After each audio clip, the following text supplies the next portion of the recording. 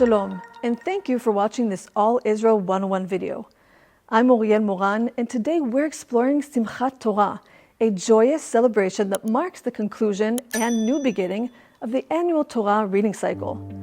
While Simchat Torah, as we know it today, isn't explicitly mentioned in the Bible, its roots can be traced to the biblical festival of Shmini Atzeret.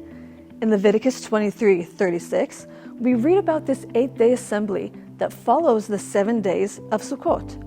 For 7 days, present food offerings to the Lord, and on the 8th day, hold a sacred assembly and present a food offering to the Lord. It is the closing special assembly. Do no regular work. This 8th day, Shmini Atzeret, eventually became associated with completing and restarting the Torah reading cycle, evolving into what we now celebrate as Simchat Torah. We also see hints of public Torah reading in Nehemiah 8:18, which says, "Day after day, from the first day to the last, Ezra read from the book of the law of God. They celebrated the festival for 7 days, and on the 8th day, in accordance with the regulation, there was an assembly." In Israel, Simchat Torah is a time of great joy and festivity. Synagogues come alive with singing and dancing as the Torah scrolls are carried around in 7 circuits called hakafot. You'll see people of all ages dancing with the Torah, expressing their love for God's word.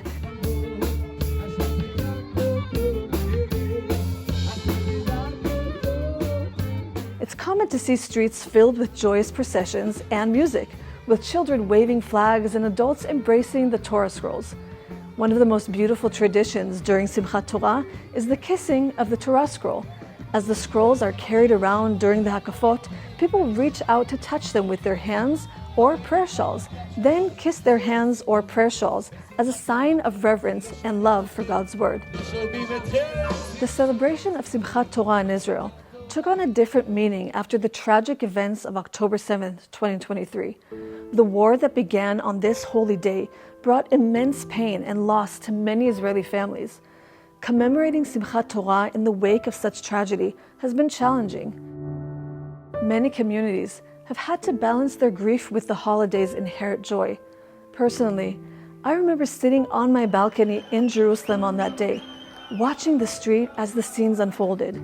Synagogue goers, receiving the news of the war, stood in the middle of the street, praying to the heavens for mercy and dancing with the Torah scroll as reserve soldiers hugged their loved ones goodbye, zooming down the street in their cars towards the war.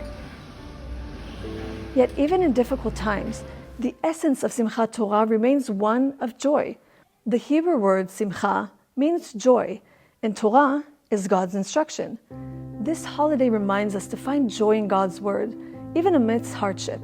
We've seen communities come together, finding strength in tradition and each other. They dance, albeit with tears in their eyes, affirming life and faith in the face of adversity. Simchat Torah teaches us that joy isn't just an emotion, but a choice and a commandment. It's about celebrating God's word and its power to guide us and sustain us through life's circumstances. Thank you for joining me on this exploration of Simchat Torah. If you found this video informative, please like, share, and subscribe to our channel. For more Israel-related content, visit us at allisrael.com.